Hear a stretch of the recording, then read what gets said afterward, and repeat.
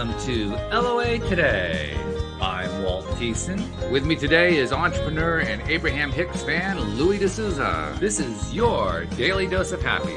We are so happy you decided to join us today. Anne-Marie is not feeling up to snuff today, so she won't be joining us this week, but of course she'll be back as soon as she can next week. In the meantime, though, my friend Louis is drinking up and getting ready to go here, and he pointed something out as we were getting to know our guest before the show today, that it's been 5 years we've been doing the show, and after you said that, I said, wow, it really has been 5 years. I mean, that's a while. That's like half the time I'm doing the podcast. You know, that's a while. I mean, definitely. 5 years. Probably your longest co-host. Is it longest? No, not quite. Although you're closing in the longest. You're very close to being the longest one. Cindy Chavez was with me for 6 years. Mm-hmm. So, but you're closing in on that one because she stopped doing the show in February.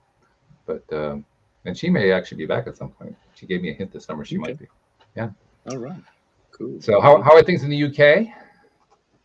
I don't know. I mean, we know about the news and the funeral. Yeah, I mean, we all know Queen Elizabeth passing and the passing of the torch to King Charles. I'm still getting used to saying that. I imagine many Brits are getting used to saying that as well. But yeah, that's the big news over there. How about your life, though? I mean, you always have like really fun stuff going on in your life. Is there going to be let's put it this way: is there going to be a sauna story today? Well, I was trying to join the naturist group. Oh, right. Yeah. What was happening? Yeah. Well, I'm now in. So you made it. Oh, congratulations! I made it in. Passed all the scrutiny. Yes. Well, it's which is good. I'm glad they do scrutinize quite heavily for that. And sure. I got stories about that if you want. Okay. All right. Well, then we'll dig right into that. First, let's bring our guest in for today. Her name is Rachel Oz, and she is the author of a soon-to-be-released book titled The Relationship Book. Very simple title. The subtitle is a little bit longer, but the title itself is a really short book. So, Rachel, thank you for joining us on the show. And you promised before we got started that you would do the subtitle, so I'm going to leave that to you. What's the subtitle of the book? All right. The subtitle is... So it's a relationship book, a soulful, transformational, and artistic inventory of your connective life. All right. I'm glad I left that one to you. Yes, that's right. Yes. So basically, it's a fully colorful illustrated book by me that outlines all kinds of different relationships and really taking the time to take care of yourself through them. Whether it's your relationship with yourself, with animals, humans, community, clothing, food, etc. When you say illustrated, did you actually do illustrations for your book? I did. Yeah. You did? Yeah. When I was, I don't know if you guys remember this, but I do remember being so sad at a certain point in my youth when the picture books turned into chapter books for school. And I was like, where's all the pictures? So I remember grieving that and protesting it. And so I've brought them back for adults. I love that. And in all of your promotional work too, you wear bright colors, which I like, especially these days where the styles are all black, white, and red. That's about it. Maybe a couple of other mauves in there or something like that. But it's like the era of brilliant colors is another era that needs to come back at some point, because that's usually what happens. But I love that. I love those photos that you have.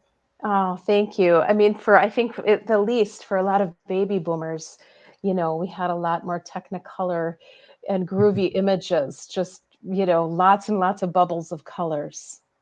I'll tell you something else too. This is something my wife pointed out to me a few times, starting very early on in our relationship, which started just at the end of the 1990s.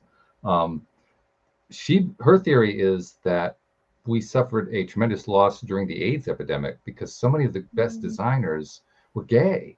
And there's some truth to that. There's some truth to that. Because Yeah. I look at the styles, Huh. particularly of the last 10 to 20 years, they're almost depressing in terms of their color usage. Isn't that interesting?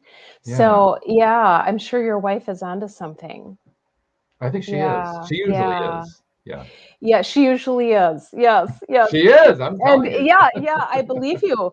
And I think the other huge role model for us about color and wearing it is nature. When we look at animals and the natural world, it's it's all around us, you Absolutely. know, Yeah, animals and trees and mountains, they know how to dress up.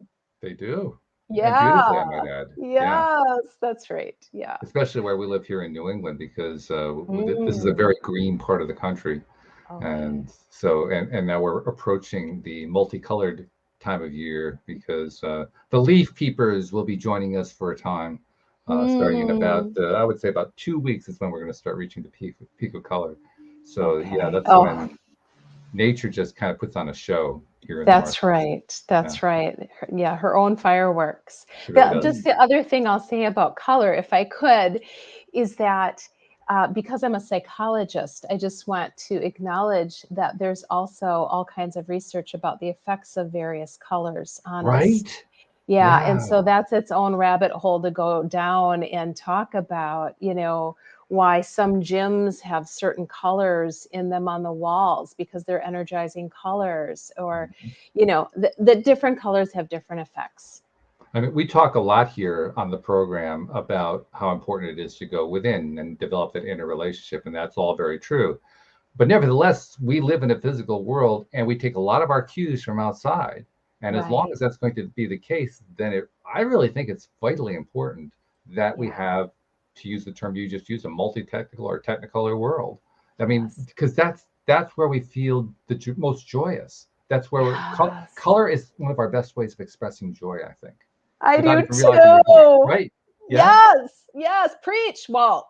Well, I try not to do that, Yeah, but in the most fun way. right. No, absolutely. Yeah. And I'm with you also about the inner stuff and the inner joy. And I just, whatever helps sort of create this relationship with joy, which, as you're mentioning, we're in a physical world, we're physical beings as well. And so Mhm.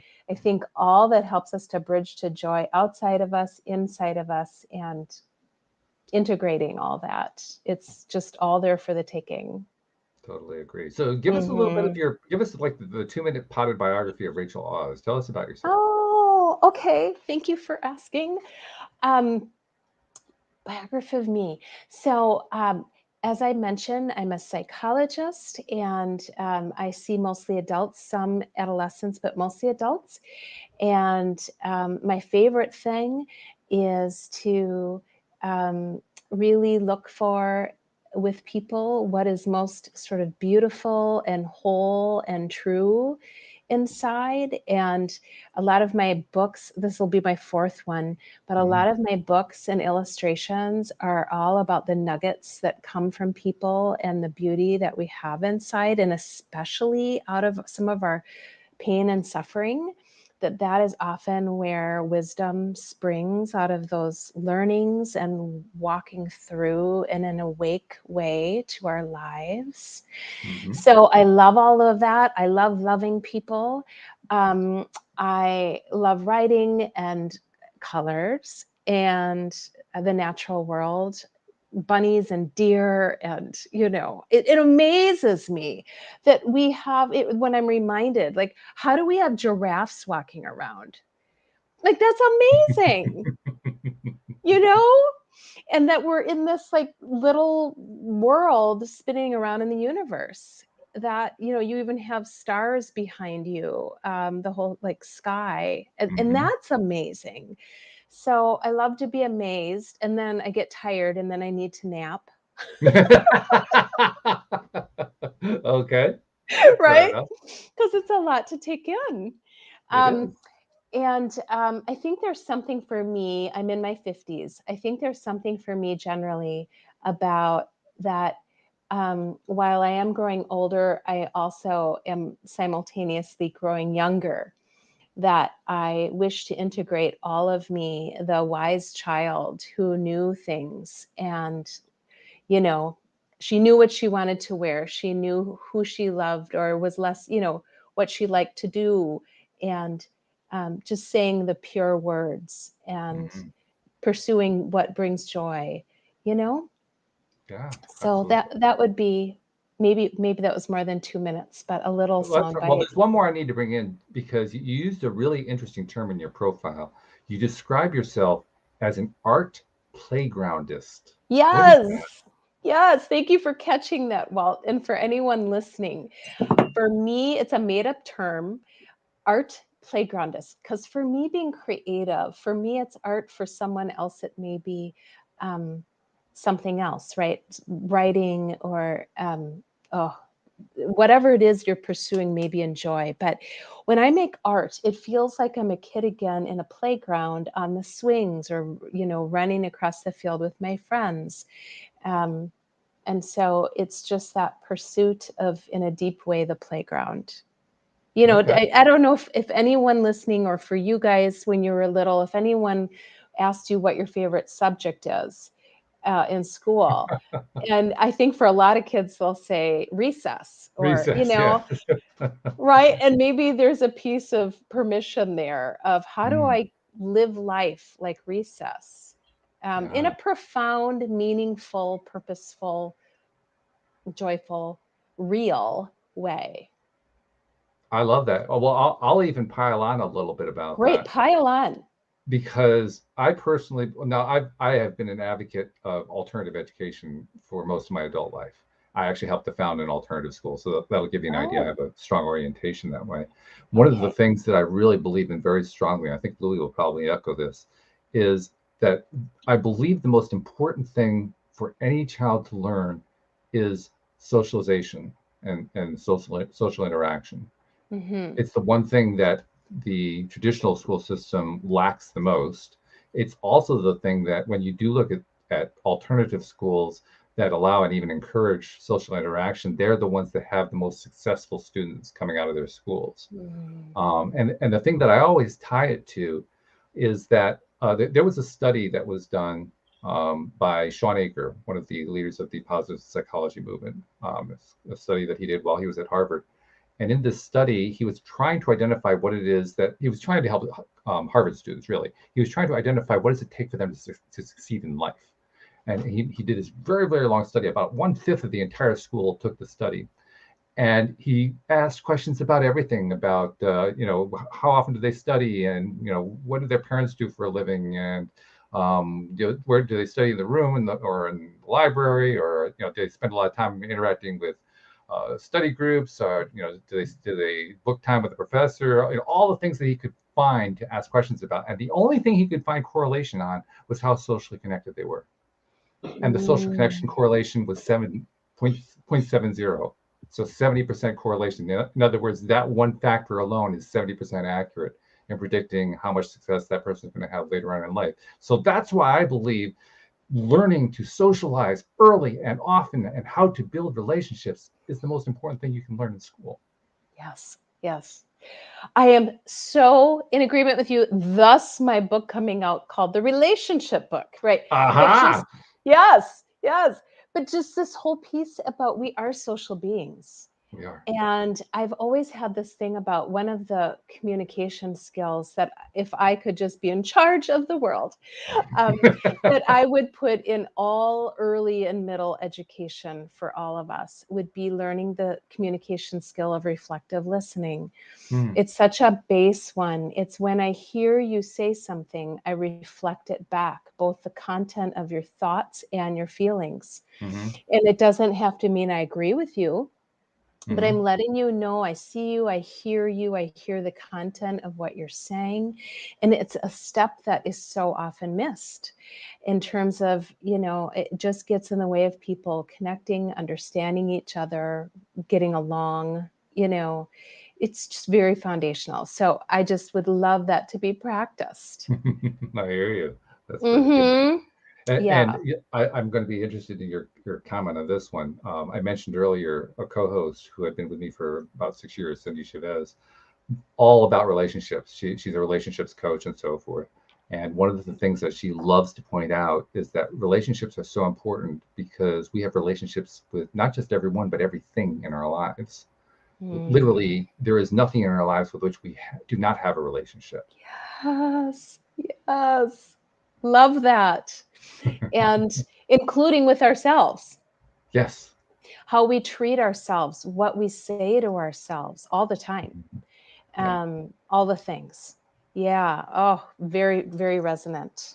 Yeah, that's really cool. I love that. Yeah. So Me too. now I want to bring in Louis to get his take on this, in part because we were talking about socialization, and that's something you are a socializer. I made reference earlier to the fact that you like to tell us stories from the sauna because that's one of your favorite things to do is to go to the sauna and interact with people there. But that's sort of the indirect story there is that you're socializing, you're getting to know people, you're interacting with them, you're looking for ways you can help them and so forth. We haven't really talked a whole lot about we've talked about your early life and so forth. You've told many stories there, but you haven't really told us a whole lot about the socialization side. So I want to ask you a question I don't think I've asked you. How important do you think socialization really is? Whoops, you're muted there. Something wrong. What's going on? Why aren't we hearing you? I would agree with Rachel very strongly when he says one of the biggest relationships is really between you and yourself. And a lot of people don't have a good relationship in that area. Therefore, they find it difficult to have relationships with others. So, you know what I'm talking about in the sauna most of the time is getting people to become more confident, more happy, have more fun in their lives, etc. So, slowly building other people, helping people if they want to become more confident in their own lives and to understand why they're here, where they're going, what they're doing, which are the prime questions, I ask and all the time. That clarity gives them great more strength. And so I would say socializing from somebody who was a nerd and couldn't socialize at all, just to who I am today, who can socialize pretty much with anybody, anywhere, anytime. It's very liberating. It's extremely liberating. Yeah, I'm with you. Well, my own experience was similar in that sense because I was such the wallflower in school, and over time learned to come out of my shell and even started a podcast at one point. How about that? But Yes. Anybody who has been anything down a route like that one has, I think, greater appreciation for socialization skills than say the extrovert has. The extrovert is just natural; it's just second nature to them, no big deal. But for the introvert, to develop socialization skills is a big deal. It's really Yeah. big. Yes. But it is possible, I can tell you. Oh, it is. We both did it. Yeah. Yes. Yes. Yeah. I'd be But there's a curious. question I wanted to ask Rachel. You see, you got a question for me too, so we'll share questions. So, when I looked at your about page, I was let me use the word that I actually was. I'll be really honest. I was annoyed.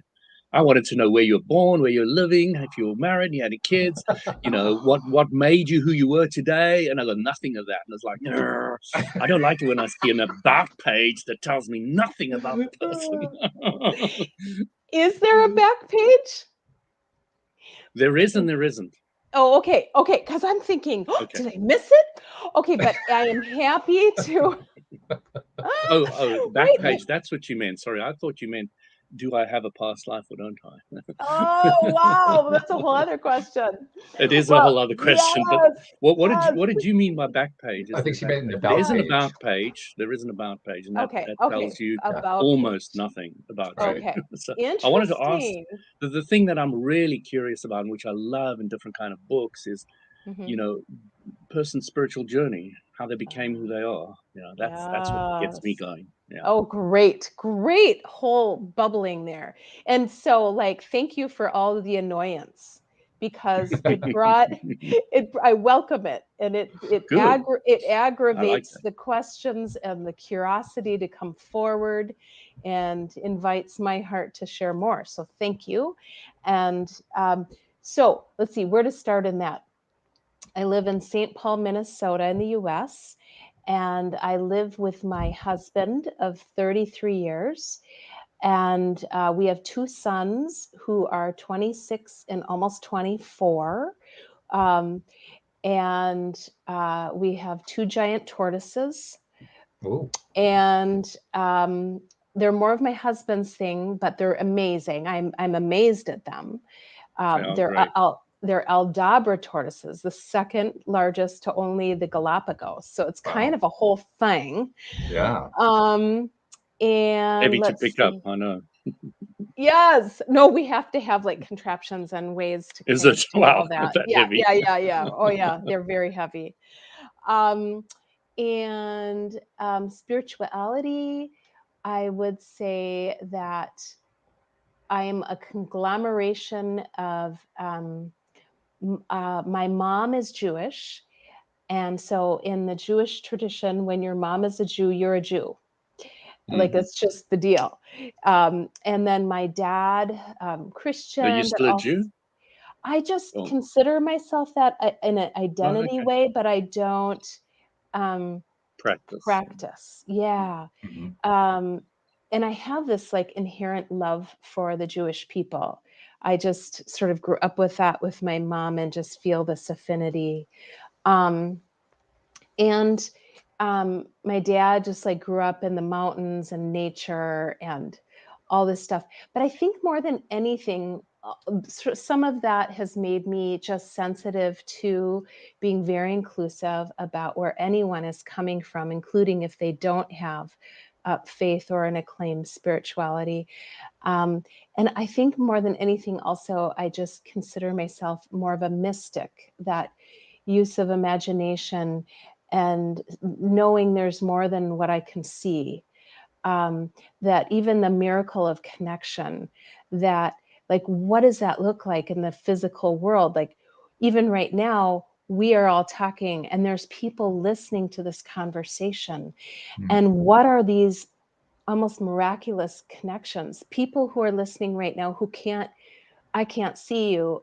And you may or may not be seeing me right now if you're on audio. And isn't it a miracle that we're connected in the unseen world? And to me, that's spiritual, this amazing connective love piece. And so for me, it's about holding almost a childlike sense of wonder in the world, of believing a lot of things I can't see as well as what I can see. Something about those things. That is just a whole unprepared blurt. That's great. I have a much better idea now. Thanks. Okay, thank you for asking. Have you had many mystic experiences? I would say yes. And then I want to ask everyone who's listening, but they can't speak on here. And I'm curious to ask each of you the same thing. But for me, they tend to happen, not always. Yes, they do. They tend to happen in relationship. And so whether it's, having a conversation with somebody from afar, like we're just going about our own business. And a couple of days later, someone says, I heard this from you, or I say to them, I was hearing this from you. And they were saying, yes, I was talking to you at that moment, or, things like that. But that's the miraculous connection piece, right? Or I would say sometimes seeing something that's not necessarily there, of light or of a presence, or boy, this is something I'd have to sort of be quiet with, or in conversation as you guys talk, maybe there's things that I'd be like, oh my gosh, yes, yes, yes. How about each of you? And no pressure to to answer in a way that I answer, or if there's anything you want to say. Do you want to go first? No, you can go first. All right. Well, I'll start by saying I'm not really clear in my mind, and that this has nothing to do with your question. This is just, this has been true for me for a long time. I'm not really clear in my mind what mystic means. I mean, there are lots of different definitions that I've heard people apply to it. it's such a broad term. I guess you could hang almost any hat on it. But if I'll kind of turn it to spiritual, just because that's a little bit easier for me to grasp than mystic is. Great. Have I had spiritual experiences? Oh yeah, tons of them. A large part of the whole spiritual experience for me is learning to deal with the fact that I had spiritual experiences. Just dealing with the shock of it sometimes. Yes. And some of them have been really You have to shocking. go to a psychologist. Well, I guess apparently, yeah. Well, maybe Rachel will help me out with this. I mean, I don't really know, but no, it's true. I mean, since doing this show, obviously, I've had a lot of guests on the show who have not only experienced all kinds of interesting stuff, but have shared with us, here different ways to understand and appreciate, and even experience those experiences yourself, and in the way that you would experience them. And that's all great. That's fun. That's interesting. But when I just look at my own experience, my own stuff that has happened, and when Louis goes, he's going to dwarf what I'm saying here. But for my own experiences, it's little things that happen, and I say to myself, "What was that? What just happened? What was that?" Like for instance, I remember one time I was asleep at night. My wife and I were in bed. We're asleep, probably, I don't know, 2:00 in the morning, something like that. And all of a sudden, while I was asleep, I had this feeling of a face come in really, really, really close to me, like inches away from my nose, and in a loud voice say, "Hello." And I said, "What the hell is that?" Yes. I literally described that. My wife said, "What are you talking about?" Have some more meds, Walt. Yeah, right. Yes. I'm going to say this briefly just to join with you, also in case any listeners are, this is resonating. Or I woke up from sleep last week or something, and I heard a man singing to me, and it's a song I've never heard, for just a moment. And I had other things I was remembering as I was hearing you talk, whether it's seeing a loved one who's passed in a dream and it feels very vibrant and real, and so many things. Actually, that was part of the conversation. Who was it? Well, Louise and I were trying to figure out, what was this all about? Who was that voice? Apparently, it was somebody who knew me well enough to say hello, right? Right. And who recognized you. It must be somebody who's non-physical, so probably somebody I knew who passed on, maybe a relative, something like that. Never really had a clear idea. I did have one idea that came into my head, and I've never been able to verify one way or another, but I have an uncle who passed fairly young. He was in his 50s when he passed in the early 1980s. And for some reason, I thought of him shortly after the event. So I'm thinking that's probably my best bet. But I don't really know. I have no idea for sure. I mean, I have some idea. Obviously, I made one reference just now, but really, I don't have any idea. I don't know who it was. Yeah, isn't that, and we just live in the mystery of that, and maybe in the knowing, but some tension between the knowing and the unknown. Now, I've also had other experiences that were less shocking than that. One of the ones that comes to my mind immediately is my father passed in 2008, March 2008, and in April 2008. When he passed, I won't go into the whole story, but very briefly, when he passed, I had the interesting experience of doing the mourning before he died. And after he died, I was shocked, like, why am I not mourning? There's something wrong here. And then I realized I'd been mourning his passing just before he left. So I felt pretty much at peace with the whole thing, except that I knew I wasn't going to be able to talk with him again. I said, oh, geez, I would really like to have another conversation with him. And within a month, I have this, again, a sleep experience, very, very real. I'll call it a dream, for lack of a better term, where I got to spend 45 minutes to an hour just talking with him and hugging him and just interacting with him. It felt very real. It felt more real than much of my waking reality is. It was just very, very strong. Didn't feel like a dream at all. Yeah. Dreams are very kind of ethereal and distant and all that. No, this was like, oh, this was in your face real. It was that strong. So, but there wasn't so much shock associated with that. It was more just the impact of it, the strength of it. That was the part that I noticed the most of it. What a gift. Yeah, it was wonderful. I loved it. Yeah. And I'm with you about that. There's dreams, but then there's these, it feels like liminal experiences, like you're not quite here and not quite there. Yeah, well, Louis is an expert at these. I mean, he's like an astral traveler, and I mean, he's had some of them. I'll let you talk, Louis. You know this stuff. Louis, all right. Well, going to my father, it was quite interesting because I had this really, really strong experience because he was, he was sick and old and all the rest of it, and he was in hospital at the time, and I had this strong impression to phone my sister immediately and say to her, I really want to speak to Dad, video conference me into him, really want to. So she video conferenced herself and said, Dad's in a really bad way and he doesn't recognize anybody and everything. And I said, just put me on. So she put me on, and my dad saw my face on the screen, and he immediately said, "Hey, King Louis," which is the fun name I used to call myself. And it was so amazing that my dad actually, first of all, recognized me, plus also remembered that name, which drew a strong connection between him and I. And, I've always had a strong connection to my dad. A couple of days later, he passed away, and that was also beautiful. It's another story. But my sister put on some of my mom's favorite music for my dad, and in the afternoon, and he lay down and just passed away. And it was just very beautiful. But from a mystic perspective, if you listen to my podcasts, I've had many, many different varied experiences, which you could call this or that. I don't really like giving them names. I like to say, this is what happened to me. You make your decision what category you want to put it in. That's a little more recent thing, that wanting to let everybody decide where it fits into what they think about it. But yeah, as Walt says, I've had out-of-body experiences, if you want to call them that. I can just tell you the stories, and then you can make your own decision of what you think they were.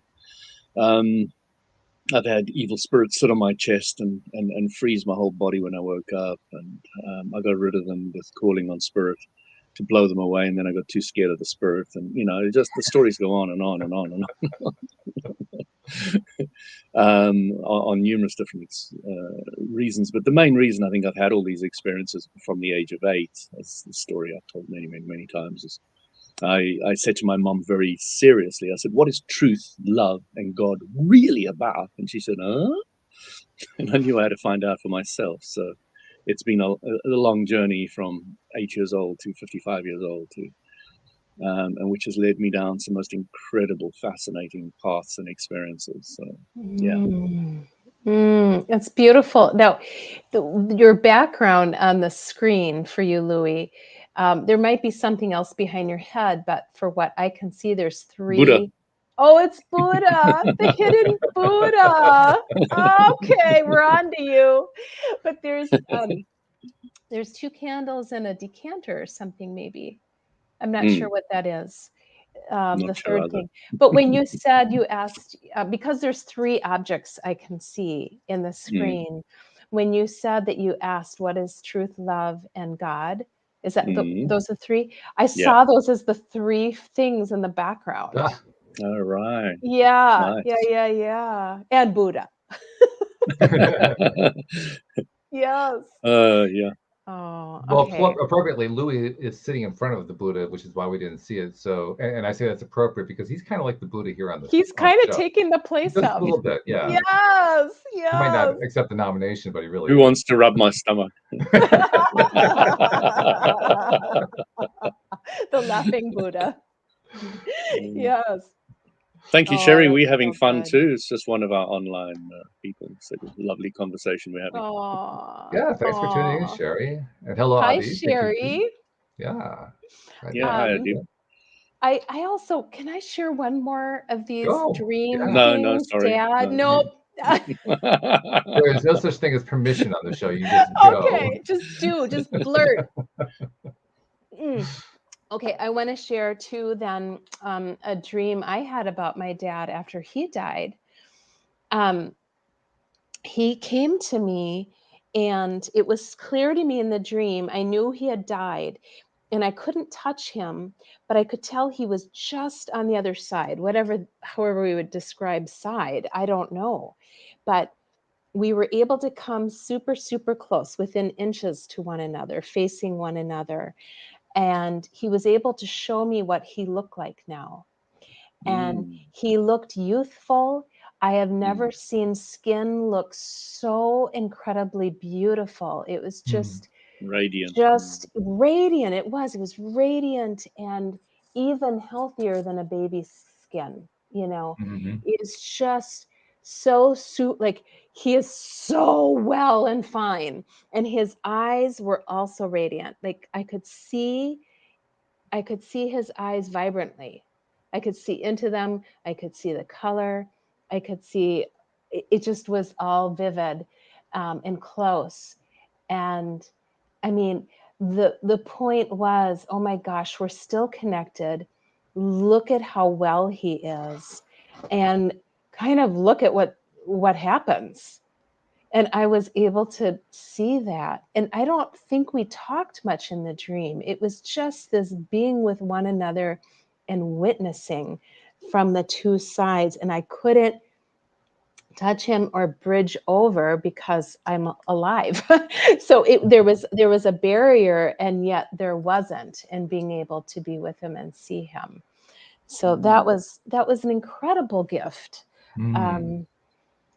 That I was The able other to, thing for me, yeah. Rachel, was my dad Yeah. actually died on my birthday. Okay, yes, say more.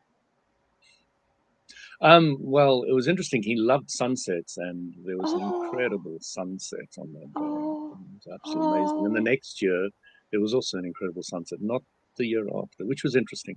But it really makes me think a lot about my dad because it's my birthday now. So no, he died on that day. So you kind of think there's a reason for that. It's not completely random at all.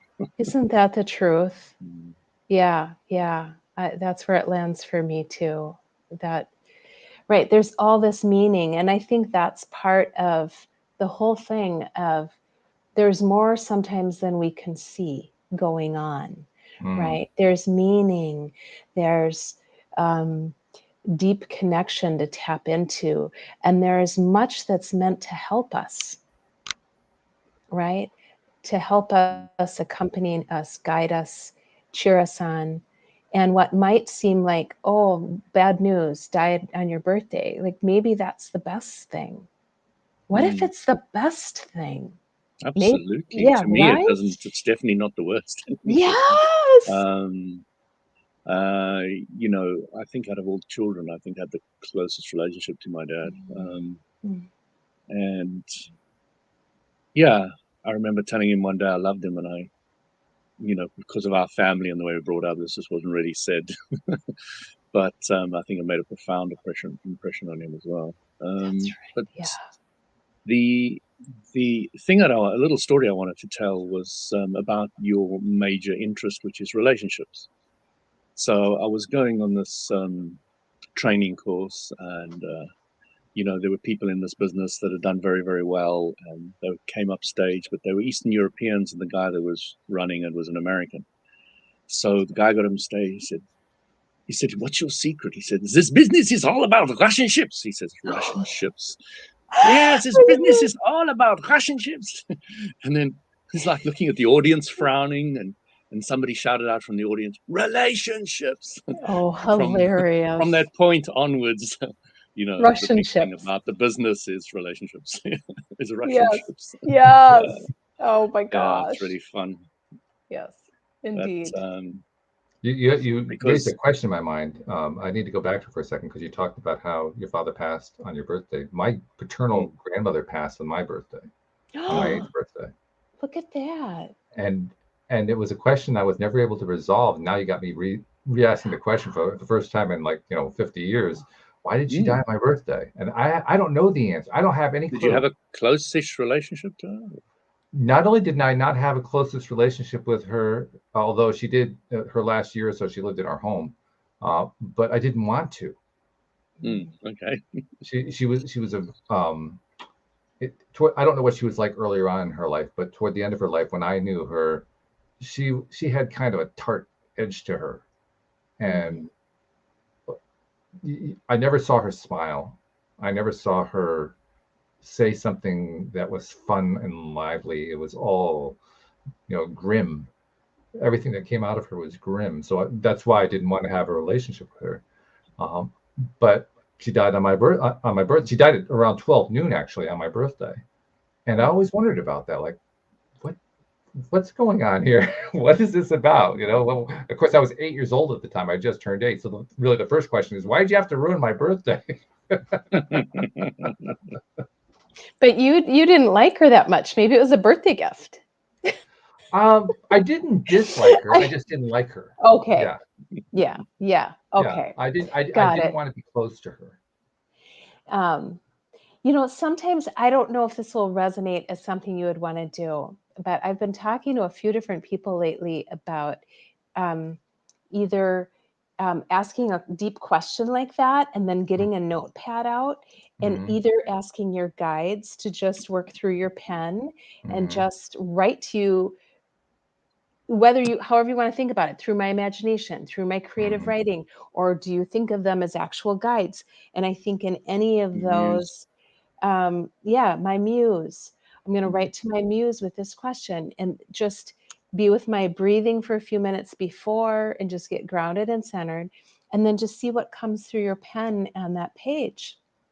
And that the journaling process is very powerful. There's no doubt. Yeah. So if it's a question you really, truly do want to walk with, or there's a practice I also heard about it's sort of a mystical practice, but where you have your question and you go on a walk, and you kind of hold your question in your hand and you see what signs and symbols and responses you get to your question along your walk.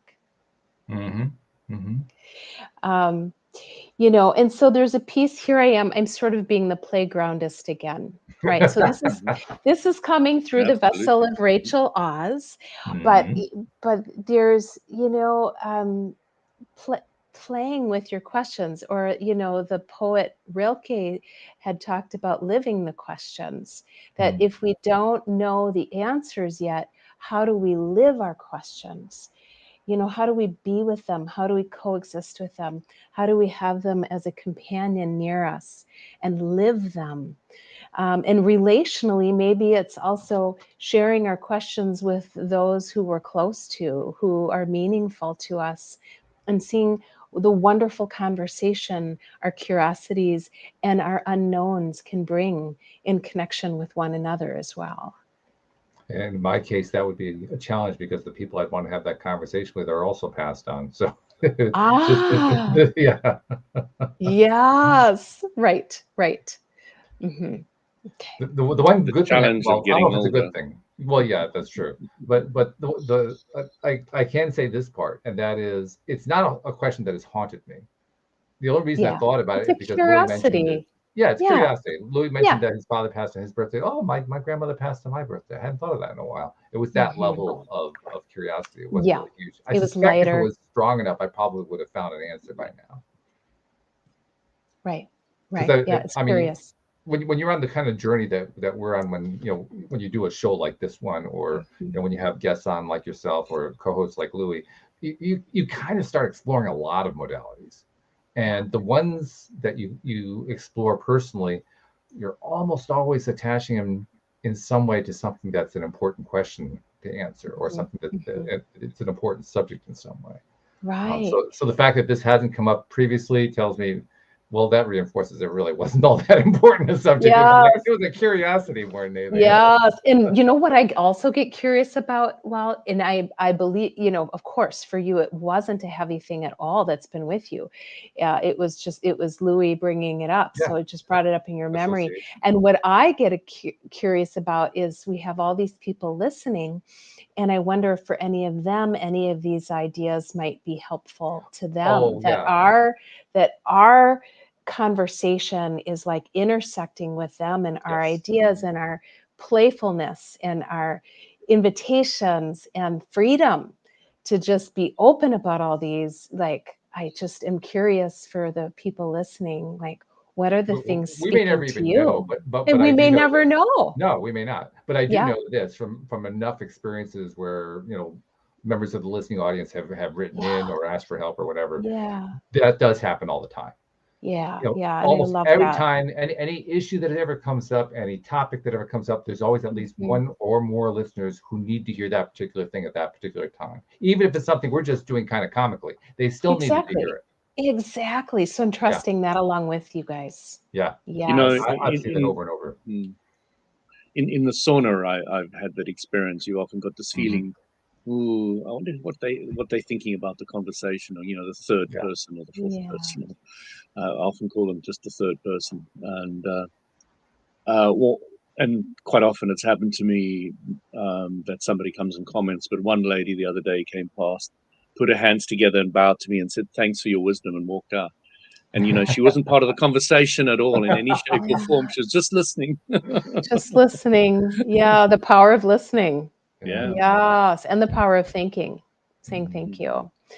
By the way, my first book was called All I Did Was Listen. I love Nice listening. title.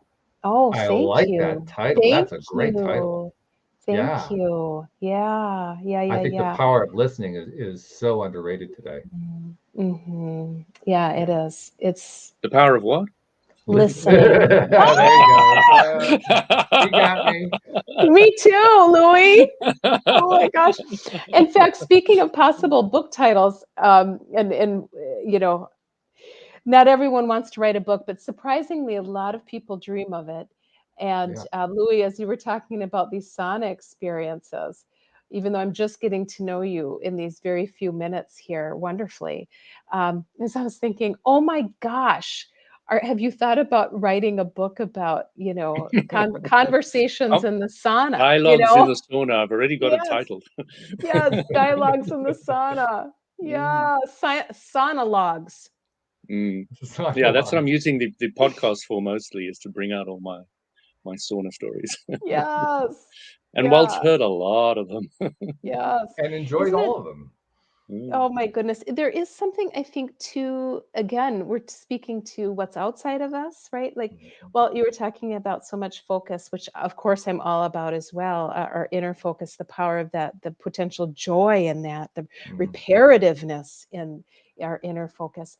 But the outer focus, our environment, like my husband's an architect, right? He pays a lot of attention to the outer shell of our existence.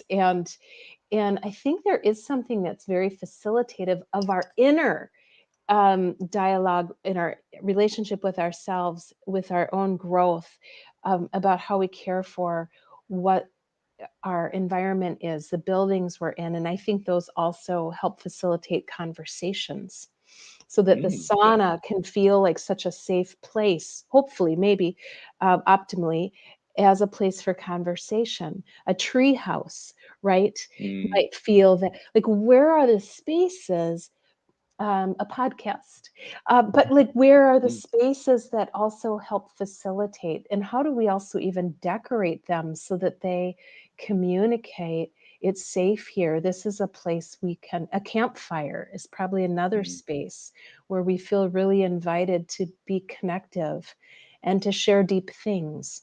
But I just got curious. One of the ways that I think that we do exactly that is through our emotions. Because anytime that we're expressing and interacting with somebody else, the emotions are coming into the conversation in one form or another. And I think that's probably the strongest way that we create that space that you're talking about, that we color it, that we put the background in and so forth, because the emotions are the way that we express that subtext. It's not actually part of what we're saying directly. Walt. Yeah, I know you never did, but I missed that, Louis. What did you say? I don't have any emotions. You get people who say that, by the way. You do actually get people who say that. Oh, yeah. I don't feel anything. I don't have any emotions. Yeah. But those emotions, they literally paint everything. They tell us. I mean, I include body language and emotions. Some people separate those. I actually think the two go together. Because I think body language is probably one of the best ways of expressing emotion that we have. Yeah. Yeah. And for cultures where emotions are not accepted or acknowledged too much, people in those cultures tend to express their emotions about more in lieu of body pain. My stomach Mhm. hurts, I've got Yeah. a Oh, yeah. headache, that kind of thing, because that's more acceptable to say.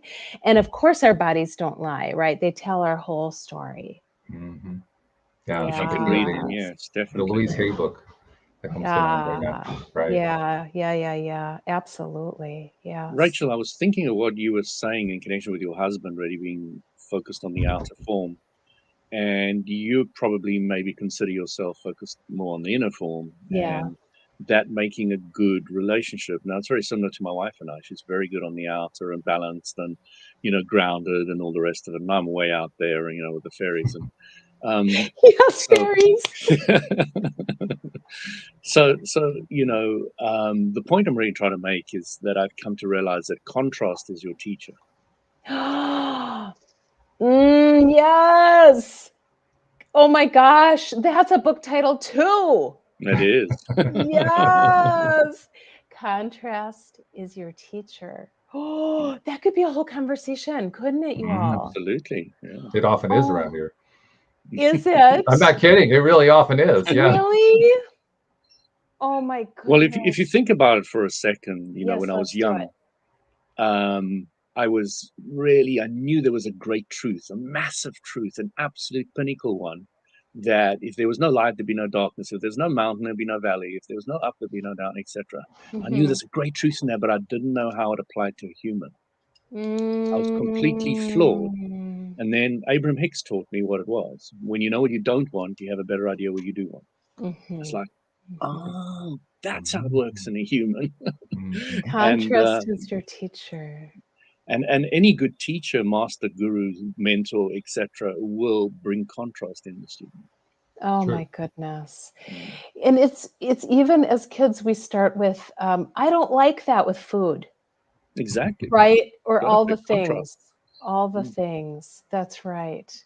And it's an interesting terminology because you're not saying conflict. That's a little No. different. Right. It's not that conflict is, it's a very, Conflict is part of contrast, and it can be used with contrast. right. And Sure. there can be tension in Oh, yeah. contrast. Mm. And things, I think, I don't know a lot about physics, but I'm guessing that a lot can be formed with contrast in the physical world, even. That Well, sure. things, I yeah. mean, Like, well, that's the essence of space-time reality. yes, can you speak to that? Because I love how the physical world, that one sort of parallels the other or mirrors Yeah. it, or like, there's worlds in a snowflake image, that kind of thing. Oh, yeah. I mean, I think probably the biggest part of it, from my perspective, is just being willing to recognize that it's there. I went through a large portion of my life where I paid no attention to contrast in that sense, Mm. and dismissed it and considered it to be a minor consideration. And it was only in the last 10 years or so, really since I've been doing this podcast, that my view of that changed. And I began to realize just how powerful contrast really is, just how powerful polarity is. And to come to appreciate as well that as much as I had trouble accepting this at first, I deliberately came into a world of contrast. It was a selection that I made before I even got here. And that we all make that same kind of selection. Mhm. We knew in advance what the way I like to express it often is, what on earth was I thinking? But the fact is, in my viewpoint, we actually did know what we were getting into, and we came knowing that. Mhm. I still ask Mhm. myself that same question, but nevertheless, I can't escape the fact I really do believe that that is what happened. We all make that decision. Yes. So how does contrast um, and what we need to learn relate to happiness? To come back to your subtitle or tagline. Hmm. There are a lot of ways I think you could answer that question. I mean, that's another one we could do an entire show on. I thought so, I'll give maybe. my one brief answer is the greatest value that contrast brings to the topic of happiness is if you can come to appreciate all of the contrasts, you have come to the point where you can be happiest. because what makes us unhappy is usually where there's some part of the contrast that we disapprove of or we dislike, and we don't want to And make it do resist. with, and we resist it, and all that, and that's where we get unhappy. But you would never know what happiness was unless you were unhappy. The And contrast. that really needs to be clear. If you were in happiness all the time, you would not be able to see it for what it is. Yeah. Can you say that again, Louis? I think that's important. Yeah. If you always lived in happiness, you would not know it was happiness. You'd be clueless. Absolutely clueless. Because you've got contrast shows you what is and what isn't. Without contrast, there's nothing. Right. Right. Wow. There's absolutely nothing. Yes. This show does get esoteric at times, I have to say. You know, okay, so I'm going to say a thing in this same light and spirit about one of the things. Now I'm circling back to color. That did you all ever do this when you were young, or maybe you've done it as an adult? I don't know. With Crayola crayons, where I would take a square and I fill in every inch of the square with different colors from the crayons. So it's all covered in different colors. Then I take the black crayon and I cover every square over all the colors. And then I take a toothpick or something and I draw something so that the colors start to come through the black. And that was an exercise in contrast of seeing this sort of the stimulating joy of seeing the colors come through the black, through the contrast, and appreciating it allowed me to even enjoy and appreciate the colors. So of course, through me, I'm thinking about also contrast with dark and light and color and all of that. Yeah. You took me back about 60 years or so. I didn't actually do that, but I remember kids that I grew up who did do that. People in the neighborhood did that. I played with crayons endlessly. Yes. I actually started drawing, and I've got one very good drawing that I did of a flower. It's probably the only real drawing I've done besides trees since then. It's Great choice. I can draw. But it was all with oil pastels, which is even more difficult to do anything with. Yeah. Yes. Yes. Very cool. This has been a fun conversation. It's kind of sad that we're kind of nearing the end here. There's a couple things we got to do though before we part company with you. First and foremost, you got the book coming out, right? The relationship book is the short title. What's the long title again? A Soulful, Transformational, and Artistic Inventory of Your Connective Life. Okay, so there we go, and that's coming out in November. I imagine it's going to be available in all the usual suspects, Amazons and all that kind of thing. It'll be available in I have an online shop also, and it'll be available for pre-sale October 3rd. And my online shop you can find easily by going to my website, which is just my name, racheloz.com. And, on the header on the top, you can click on shop or blog or whatever you want. And it's RACHELAWES.com. All right, and we'll make sure we include that in the show notes to make it easy for people to get there. Then they can click on the store part so they can go find the book. Okay, great. So that's good. Second question is, I presume that's the best way to reach out to you personally as well? Yeah, my website has a contact spot, where you can find me, and you can also just Google my name with Instagram or Facebook or anything like that and find me too. I also have a YouTube channel. Oh, okay. That you could, I'm sure, Google as well. All right, good. Yeah. So those are the two key pieces I wanted to get. Then there's a third thing that I want to bring in here, which I'm making this a point lately to do, and I'm really glad I'm doing this because I think this is like a permanent new addition to the program. But you mentioned earlier, you made reference earlier to people who are listeners, perhaps, or people that we're not seeing, we're not interacting with directly, but they're being influenced. And I think that's true for everybody who's been on the show, the people who are broadly speaking, in the line of work we're all in, where we're reaching out, trying to provide help and education and information and entertainment for people everywhere. And as a result, there are many, many people whom you have never met and whom you have never seen and you never will meet and you never will see, who you are influencing and touching and helping with things that you say on podcasts or things that you write in your book or on your website and whatever. And on their behalf, I want to thank you for what you're doing for them. Because first of all, that's something we don't get appreciation for, and we should. And second of all, they matter. They all matter. And what you're doing matters too. So on their behalf, thank you for what you do. And I just want to echo and say it as well, that all the people listening matter deeply and sincerely. And we don't always grow up with that message, but it doesn't mean it's not supremely true. Yes, totally agree with you. Yeah, yeah. It also matters to have great co-hosts, and Louie, I appreciate you too. Thank you. Oh my gosh, Once both again. of you have been amazing. I wouldn't really be here without you, enjoyed- Walt. I love your questions and the clarity that you have with all the people that you deal with over time. It's incredible. Really is great. I appreciate that as much as well, and thank you very much. That's the other thing we have to learn to do. We have to learn to receive. So I received that. Thank you very much. I so much appreciate that. And also, I want to thank the podcast listeners themselves, because without you guys, first of all, we wouldn't have a podcast. And boy, is it fun to talk to you guys. We'll see you all next time here on LOA Today. Goodbye, everybody.